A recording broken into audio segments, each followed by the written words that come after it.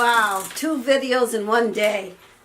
I was just about ready to grind up my eggshells that I give back to the chickens. It's calcium for the hens.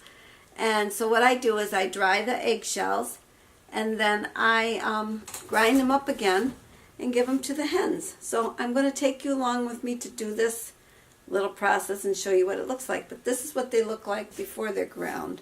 And as you see, I date all, well, maybe you can't see it. When I get my eggs from the chickens, I date them so that I know which ones are fresher. They're no more than a month old when I'm eating them. Okay, here we go.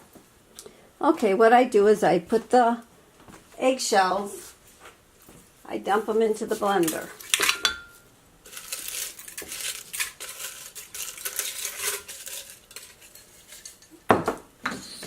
And then I start to blend them.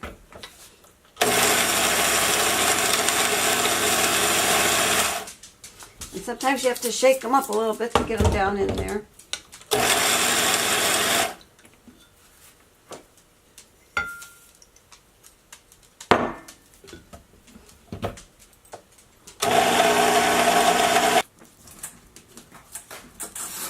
Well, the 2 jars of shells are now half a jar of shells.